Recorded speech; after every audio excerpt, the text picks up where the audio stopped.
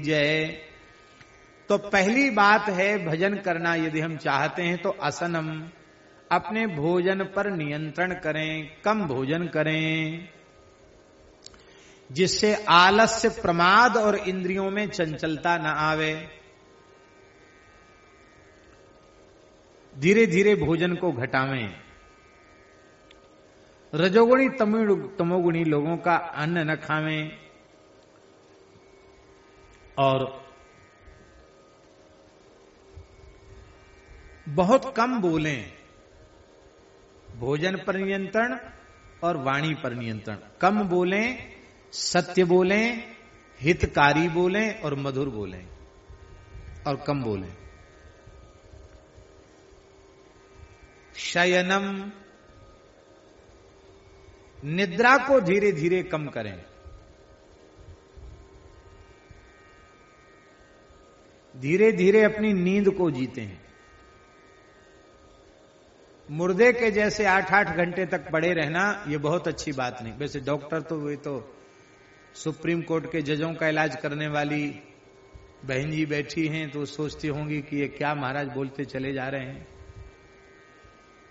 तो डॉक्टर तो कहते 6 घंटे 8 घंटे सो, लेकिन भैया ये डॉक्टर सामान्य लोगों से कहते हैं यदि ईमानदारी से कोई भजन करना चाहता है तो उसे बहुत अधिक निद्रा नहीं लेनी चाहिए। नारायण हरि भजन में ये पांचों न सुहात, विषय भोग निद्रा हंसी, जगत प्रीति बहु बात। इसी बात को नारायण स्वामी जी ने कहा। आपको स्मरण में होगा महाराज जी के पास एक पंडित जी आते थे, करौली वाले पंडित जी, पूज्य पंडित श्री गंगादत्त जी व्यास, भागवताएं जिन्होंने लिखा। तो वे कुछ काल महात्मा गांधी का भी संग उन्होंने किया था। श्री महात्मा गांधी जी का संग किया था कुछ काल उन्होंने। बाद में फिर वो दूसरे तरफ हो गए। तो उन्होंने ये बात बताई, महाराज जी को बताते थे, मेरे सामने की बात है। उन्होंने कहा महाराज जी महात्मा गांधी में कई विशेषताएं थी। एक बड़ी भारी विशेषता बोले मैंने निकट रह के देखी। क्या विशेषता देखी? बोले वो 1.5 घंटे में अपनी नींद पूरी करते थे। काफी समय तक उनके साथ हम रहे, केवल 1.5 घंटे सोते थे, बाकी समय हमेशा क्रिया करते रहते थे। आहार बहुत कम था उनका, बहुत सूक्ष्म आहार था। और कहते एक तो ये विशेषता मैंने देखी और दूसरी विशेषता ये देखी कि वो आजानुबाहु थे, भुजाएं उनकी बहुत लंबी लंबी थी। तो भाई उन महानुभाव को इतना यश जाने के बाद भी पूरे संसार में उनको यश मिल रहा है तो उसके पीछे जरूर उनकी विशेषताएं तो जीवन में रही ही हैं। उनको कोई भी नकार नहीं सकता और किसी को नकारना भी नहीं चाहिए। विशेषताएं उनकी थी। निद्रा कम, आसनम, संभाषणम, शयनम और एकांतम खेदवर्जितम। जितनी देर सत्संग हो उतनी देर भीड़ भाड़ में रहे और बाकी अधिक समय भीड़ भाड़ से बच के रहे। भजन यदि करना चाहता है तो ये शर्त ये है। और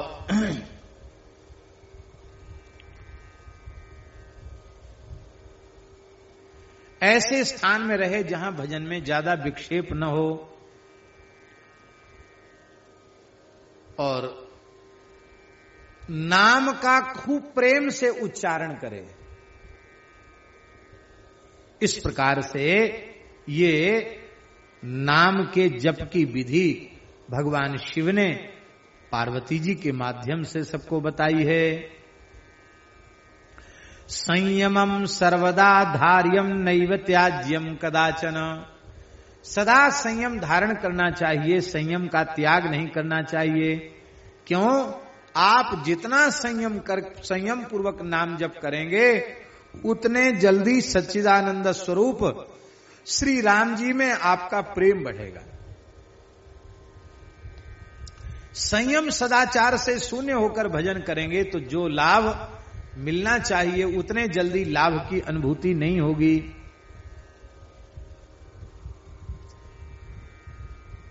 अब एक बात और शंकर जी कह रहे हैं। शंकर जी कह रहे हैं नाम जप का अभ्यास बढ़ाने के लिए ऐसे ही ग्रंथों को पढ़ना चाहिए जिनमें नाम की महिमा का वर्णन हो, भजन की बात लिखी हो, नाम महिमा पुष्ट होवे, ऐसे ही ग्रंथों को पढ़ना चाहिए। ऐसी पुस्तकों को नहीं पढ़ना चाहिए कि नाम रूप सब बेकार है, सब मिथ्या है, क्या करोगे तुम तो खुद ही ब्रह्म हो, ध्यान किसका करोगे, भजन किसका करोगे। ऐसी चीजों को पढ़ोगे तो हो सकता रहा साहब भजन भी चौपट हो जाए। इसलिए दास की विनम्र प्रार्थना है कि ज्यादा झमेले में मत पड़ो। आप यदि भगवत प्राप्ति के मार्ग पर आगे बढ़ना चाहते हैं, भजन के मार्ग पर आगे बढ़ना चाहते हैं, तो दास ने ऐसा विचार किया है कि श्रीमद् भागवत, श्रीमद् भगवद गीता, श्री रामचरितमानस, श्री भक्तमाल और श्री विनय पत्रिका, ये 5 ग्रंथ ऐसा दास ने विचार किया है खूब गुरुजनों की कृपा से कि ये 5 ग्रंथ पर्याप्त हैं जीव को भजन मार्ग पर आगे बढ़ाने के लिए। इतना ठीक से इनका हो सके तो नित्य स्वाध्याय करना चाहिए। भागवत का कम से कम 1 अध्याय आप रोज पढ़िए। संस्कृत नहीं पढ़ सकते, गीता प्रेस से हिंदी संस्कृत अनुवाद प्रकाशित है, अनुवाद पढ़िए। संस्कृत बिल्कुल नहीं पढ़ सकते तो भागवत सुख सुधा सागर गीता प्रेस से प्रकाशित है, हिंदी में पूरा अनुवाद, ठीक अनुवाद है, 1 अध्याय पढ़िए। भक्तमाल में से किसी एक भक्त का चरित्र पढ़िए। गीता प्रेस से 1 खंड में बहुत सस्ते दाम में भक्तमाल भी प्रकाशित हो चुकी है। 1 भक्त का चरित्र पढ़ लीजिए, ज्यादा समय नहीं लगेगा। 1 अध्याय भागवत, 1 भक्तमाल में से किसी भक्त का चरित्र, कम से कम 5 दोहा रामचरितमानस,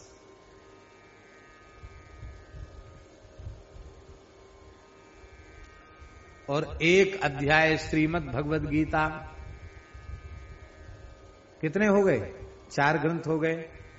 और वैसे बहुत अच्छा हो कि 11 पद विनय पत्रिका के नित्य पढ़े जाएं ठीक से।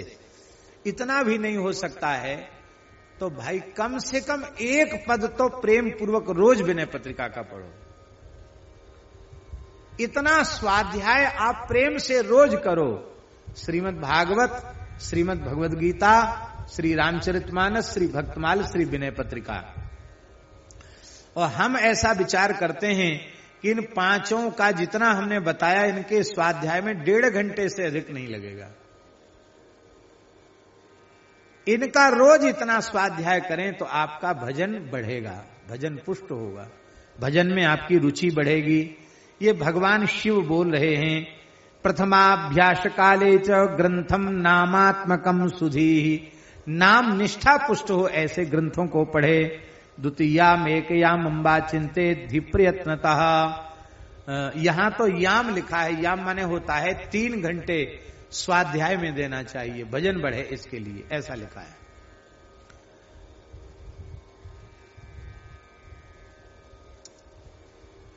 कहते कि जब हमसे बनने लग गया, जब हमारा शुरू हो गया, जब हमसे बनने लग गया, ये कैसे समझा जाए? माला तो रोज जप रहे हैं 25,000 50,000, लेकिन अब हमारा भजन बनने लग गया, ये हम कैसे समझें? तब तक भजन की कोशिश हो रही है, प्रयास हो रहा है, भजन बनना कब माना जाएगा?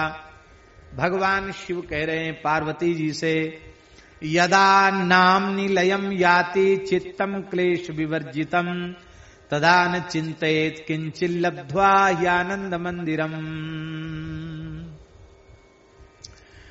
कहते हैं कि जब तक चित्त श्री राम नाम में, हरि नाम में, भगवान नाम में विलीन न होने लग जाए और नाम लेते लेते हृदय न भरावे, आंख न भरावे, कंठ न भरावे, और युगल सरकार श्री सीताराम जी, श्री श्यामा श्याम जी का मंगलमय स्वरूप जब तक हमारे ध्यान में न आने लग जाए, तब तक समझना कि अभी भजन शुरू नहीं हुआ, अभी भजन की कोशिश चल रही है, भजन का प्रयास चल रहा है। भजन तब समझना कि आज ठीक से माला फेरी गई, जब ऐसी अवस्था हो जाए, नाम लेते ही हृदय भरावे, कंठ भरावे, शरीर में रोमांच हो जाए, हम आनंद से भर जाएं, भगवान का मधुर स्वरूप हमारे ध्यान में आ जाए और शरीर संसार की सुध बुध भूल जाए, समाप्त हो जाए, तो समझ लेना चाहिए कि आज भगवान की दया हो गई, आज एक माला बनी। और नहीं तो ठीक है, वो बेकार तो नहीं है, लेकिन फिर भी ऐसा भजन बने, ऐसी कोशिश करनी चाहिए, भगवान से प्रार्थना करनी चाहिए।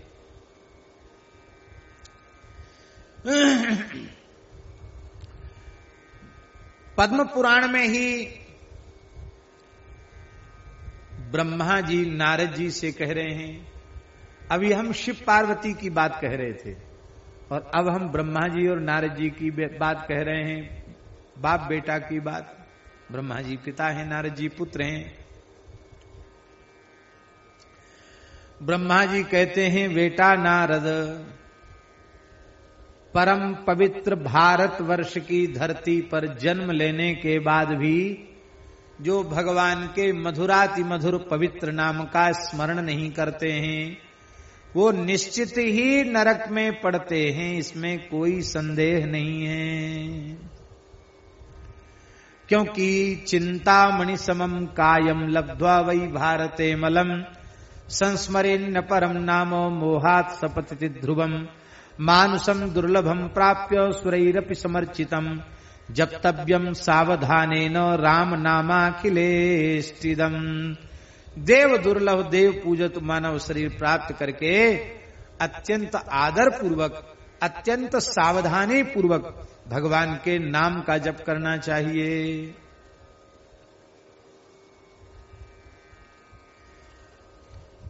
श्री राम नाम का महात्म्य सुन करके, वेदों का भी सार सर्वस्व राम नाम है यह जान करके, श्रुत्वा श्री नाम महात्म्यम यथार्थम श्रुति पूजितम सर्वाशाम संविहायासु स्मर्तव्यम सर्वदा बुधैहि। सारी आशाओं को छोड़ करके बुधों को प्रेम पूर्वक स्मरण करना चाहिए।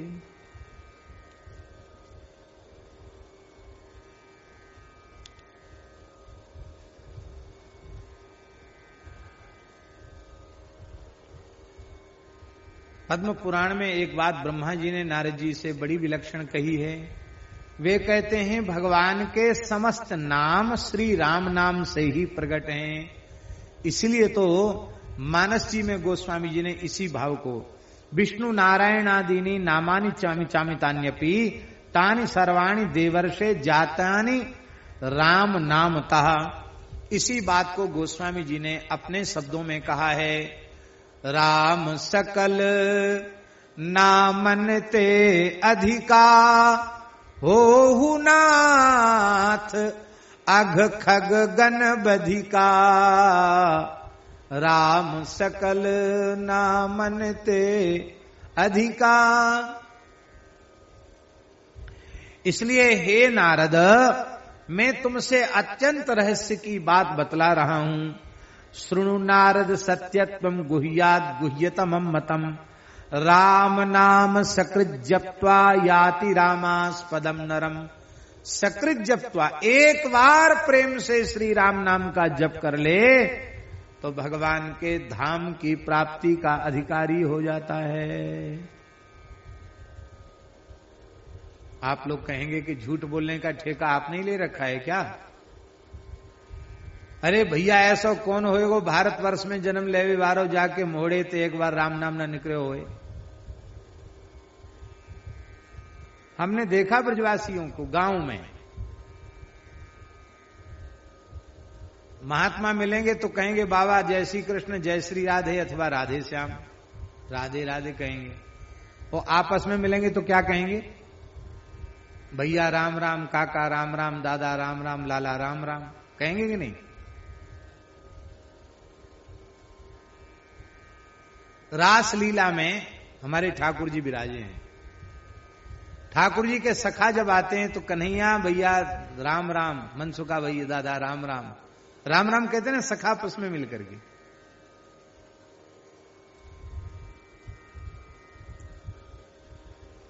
तो राम राम तो सब करते हैं। फिर ये बात हमारी तो है नहीं लिखी भाई, भगवान व्यास ने लिखी है और ब्रह्मा जी नारद जी से समझा रहे हैं।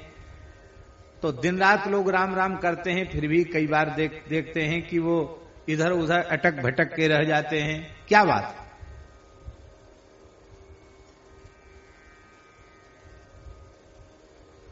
इसका केवल एक ही आशय है। चलो बहुत सरलता से बता देते हैं। अब तो आजकल की माताओं को तो भजन की फुर्सत नहीं है, पर बड़ी बूढ़ी माताएं माला लेके बैठती, तभी उनको पूरा संसार याद आता। सीताराम सीताराम सीताराम सीताराम, ए बहू दार में नौन कम डारियो, सीताराम सीताराम, ए साग में मिर्च कम डारियो, सीताराम सीताराम, ए भैंसे पानी पियाई दो, सीताराम सीताराम, एक खेत पे कोई कलेवा लेके गयो कि नहीं, सीताराम सीताराम। भाई सीताराम सीताराम तो हो रही, पर सब दुनिया की चिंता तुम्हें बनी भई है। फिर हे भगवान मैं मरूं तो मर जाऊं भले, पर पोती के हाथ पीरे कर जाऊं। अरे राम राम, पोती के हाथ पीरे हुए चाहे लाल हुए, बातें तेरो कौन सो कल्याण होएगो नहीं होएगो। ये बात भजन तो करते हैं, पर भजन का फल संसार की कामनाओं की पूर्ति में भटकता चला जाता है। इसलिए भजन जिस श्रद्धा से नाम लेना चाहिए, जिस प्रेम से नाम लेना चाहिए, जिस विश्वास से नाम लेना चाहिए, उस विश्वास से यदि एक नाम ले लिया जाएगा तो एक नाम से ही प्राप्ति हो जाएगी। तो ऐसा विश्वास हमारे जीवन में आवे, उसके लिए जीवन भर नाम लेना है। ठीक है? उस एक नाम, वो एक नाम जो है, वो एक नाम निकले, उसके लिए जीवन भर नाम लेना है। इसलिए संत नाम जप की बात करते हैं, हरि नाम जप की बात इसलिए कही जाती है। तो बार बार हम हरि गुरु संत गौ ब्राह्मण माता पिता इनका अपमान भी करते हैं और भजन भी करते हैं कि हम भजन करें। अब आप सोचो कि भगवान श्री राम अपने पिता के सत्य की रक्षा करने के लिए अयोध्या की राजगद्दी छोड़कर 14 वर्ष जंगल में भटके और खूब 12 तिलक नहीं 24 तिलक लगावे और चाय जीते एक माला पहने और खूब राम राम करो, पिता माता को गारी दे। तो हम तो समझते हैं उसके भजन से राम जी कभी राजी नहीं होंगे। भगवान श्री कृष्ण कंसवध के पश्चात कारागार में गए, वसुदेव देवकी को कारागार से मुक्त किया तो भगवान ने चरणों में प्रणाम किया, भगवान रोने लग गए। तो देवकी वसुदेव जी ने पूछा लाला तू रोवे क्यों? तो ठाकुर जी ने वहां कहा है कि हमारी इतनी आयु बेकार चली गई, हमने आपकी सेवा नहीं कर पाई। क्या कहना, भगवान का वाक्य है, हमारे मन का वाक्य, भागवत जी का श्लोक है, सर्वार्थ संभवो देहो जनिता पोषितो यथा। भगवान कहते हैं धर्म अर्थ काम मोक्ष देने वाला शरीर हे माता पिता आपकी कृपा से मिलता है। इसलिए सैकड़ों वर्षों तक पुत्र पिता माता की सेवा करे तो भी उसके उपकार से उऋण नहीं हो सकता है। हम आपकी अब तक सेवा नहीं कर पाए, आपने हमारे कारण बड़े कष्ट सहे, आप हमारे अपराध को क्षमा कर दें, धन्य है। भगवान यहां तक कह रहे हैं जो अपने माता पिता का, जिन माता पिता ने जन्म दिया पोषण किया, बुढ़ापे में उनकी सेवा नहीं करता, उनका पोषण नहीं करता, कहते वो मरने के बाद यमलोक जाता है, वहां उसको भयंकर भूख लगती है उसी के शरीर का मांस नोच कर यमदूत उसी को खिला देते हैं। भागवत जी में लिखा है 10वें स्कंद में। मातृ पितृ भक्ति। तो हम हरि गुरु संतों के अपमान से बचें, माता पिता की भक्ति करें, किसी भी प्राणी का तिरस्कार। फिर देखो राम राम करो, देखो कितने जल्दी उन्नति होती है? अब आपकी टंकी में पानी चढ़ाने वाला पाइप 2.25 इंच का है और 6 इंच को 8 इंच को बम्बा खुलो भयो है टंकी में थे, तो चाहे जितनी बढ़िया मोटर हो चढ़ाते रहो पानी, टंकी तो भरेगी नहीं। ये अपराध के बम्बा खुले हुए हैं तो सब भजन नष्ट होता चला जा रहा है। इसलिए अपराध से बचकर श्री रामकृष्ण नारायण में भेद न समझे, श्री रामकृष्ण नारायण के उपासकों में भेद न समझे, किसी की निंदा किसी का तिरस्कार न करे, पर निंदा पर चर्चा से बचते हुए माता पिता गौ ब्राह्मण संत अतिथि सबकी सेवा सबका सत्कार करते हुए भजन करो, देखो कितने जल्दी उन्नति होती है। लेकिन हमने भजन की परिभाषा भी अपने मन के मुताबिक मान रखी है। हम समझते बस यही भजन है। बोलो भक्तवत्सल भगवान की जय। एक सज्जन के पिता अत्यंत बीमार थे। अब हम सज्जन इसलिए कह रहे हैं कि हमारी भाषा ही यही है, हम दुर्जन कहें ये हमारी वाणी से अच्छा नहीं लगेगा, इसलिए हम सज्जन बोल रहे हैं। लेकिन आप समझ लेंगे कि वे कैसे सज्जन थे। उनके पिता मरणासन्न थे और वो बद्रीनाथ चले गए। पिताजी की तो हालत यह है कि वे अब गए कि तब गए और तुम्हें बद्रीनाथ जी सूझ रहे हैं। हम कहते नहीं, तुम सिर के बल बद्रीनाथ घूम आओ तो भी बद्रीनाथ तुम्हारा कल्याण नहीं कर पाएंगे। और हुआ ऐसा ही, वो बद्रीनाथ गए और पिताजी जहां जाना था वहां चले गए। अंतिम दर्शन, अंतिम संस्कार और अंतिम सेवा का सौभाग्य भी नहीं मिला। अरे भाई, आपके घर के सबसे बड़े तीर्थ आपके पिता माता हैं। हमने ऐसा पुराणों में पढ़ा है कि तीर्थ यात्रा का सैकड़ों गुना पुण्य मिलता है जब पुत्र अपने वृद्ध पिता माता को श्रद्धा पूर्वक सेवा करते हुए तीर्थ यात्रा कराता है, उनके हाथ से तीर्थों में दान पुण्य कराता है, तो तीर्थ यात्रा का पुण्य सैकड़ों गुना बढ़ जाता है। हमारे 84 कोस ब्रज में आदि बद्री केदारनाथ ये सब तीर्थ क्या है? नंद बाबा रोइवे लगे, लाला हमने मनौती करी, जब तेरो जन्म ना है वह तो मनौती करी, कह हमारे लाला है जाए तो हम 4 धाम करेंगे, पैदल पैदल बद्रीनाथ केदारनाथ गंगोत्री जमुनोत्री रामेश्वरम जगन्नाथपुरी सब जगह जाएंगे। अब लाला मेरो बुढ़ापो है और तोय छोड़ के कैसे जाऊं, बड़ी समस्या है, बड़ो संकट है, कहा कि हो जाए। तब तो ठाकुर जी ने कही, बाबा तुम चिंता मत करो, तुम्हारी प्रतिज्ञा पूरी हो जाएगी। कैसे? मैं सबरे तीर्थन्य ब्रज में ही बुलाऊं।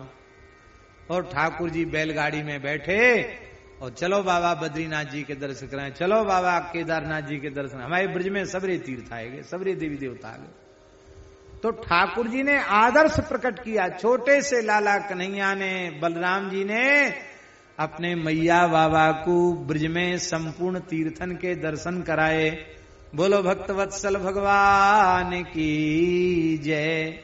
तो इसलिए हमारा भजन लगता नहीं है, इसलिए सबकी सेवा करते हुए है, प्रतिकूल धर्म प्रतिकूल जो कर्म है उनका त्याग करते हुए भजन करना चाहिए। सर्वेषाम हरिनाम नाम वै वैभवम राम नामतः ज्ञातम मया विशेषेण तस्मात् श्री नाम संजप। कहते राम नाम का जो वैभव है उसको हमने ब्रह्मा जी कहते जान लिया करोड़ों वर्ष की साधना करके। इसलिए बेटा नारद तुम राम नाम का खूब जप करो। क्षणार्धम जानकी जानेर नाम विस्मृत्य मानवा महादोषालम याति सत्यम वच्मि महामुने। बेटा तुम आधे क्षण के लिए भी जानकी नाथ भगवान के नाम को नहीं भूलना। सबसे बड़ा दोष, सबसे बड़ा पतन यही है कि आधे क्षण के लिए भगवान को भूल जाना। राम नाम के प्रभाव को वही जान पाते हैं जो श्री सीताराम जी का ध्यान करते हुए राम नाम का जप करते हैं। बोलो भक्तवत्सल भगवान की जय। और महाराज जी, लेवे में राम नाम बहुत सरल है और सब कठिन है। राम नाम सरल है। राजस्थान के एक गांव की घटना है।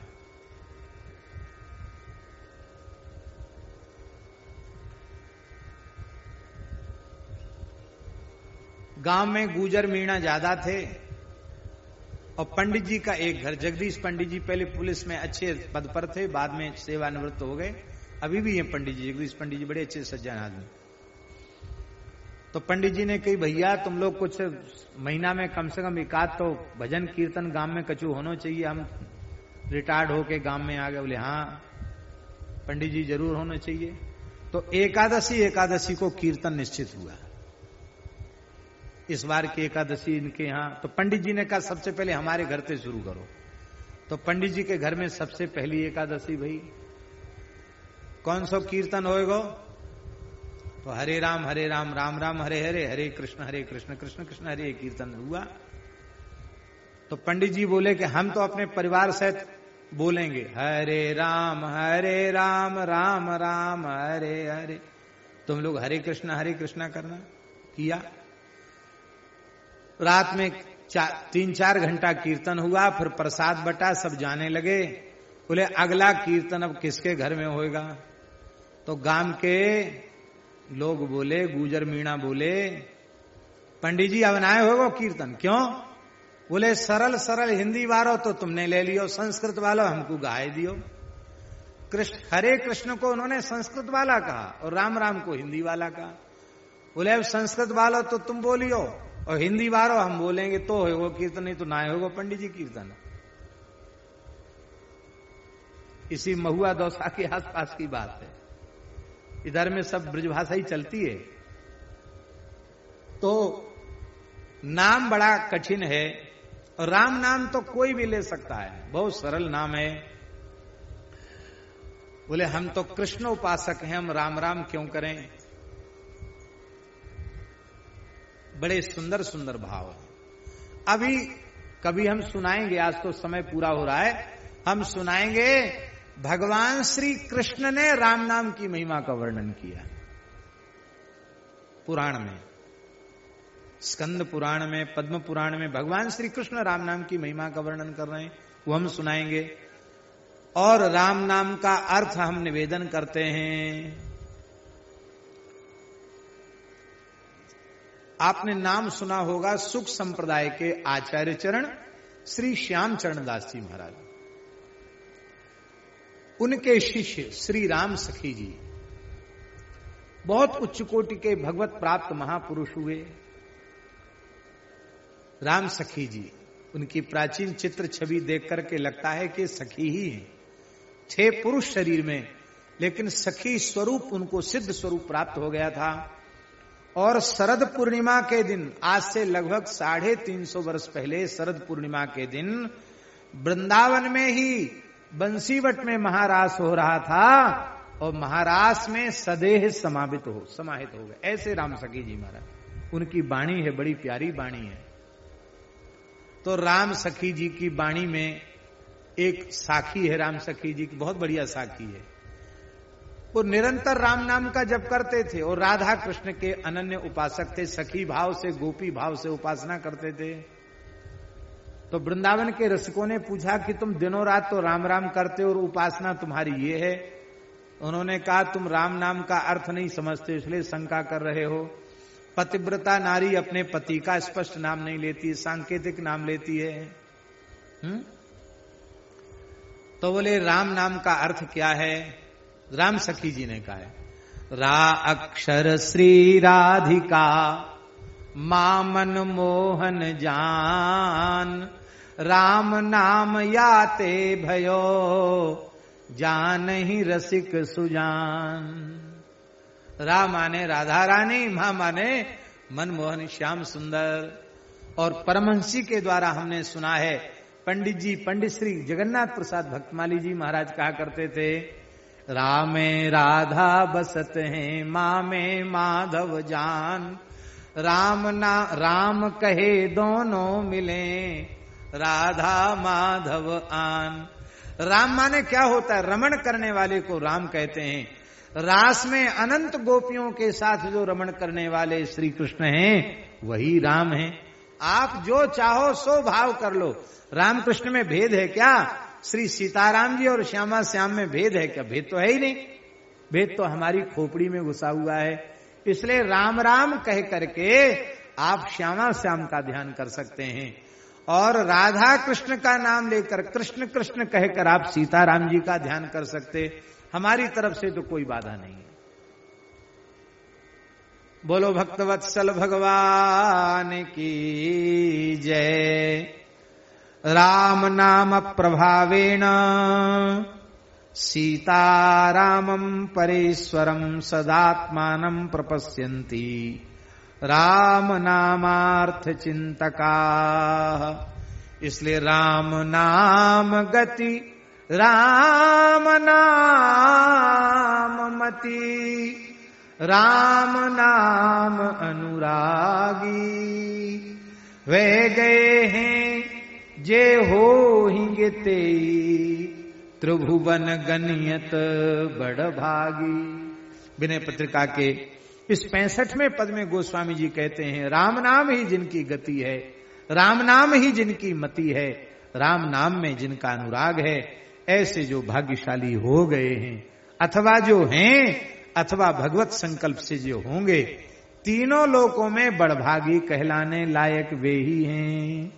इसलिए अरे प्यारे एक अंग मग अगम गवन कर बिलमु न छिन छिन छाहे, तुलसी हित अपनो अपनी दिश निरुपधि नेम निवाहे।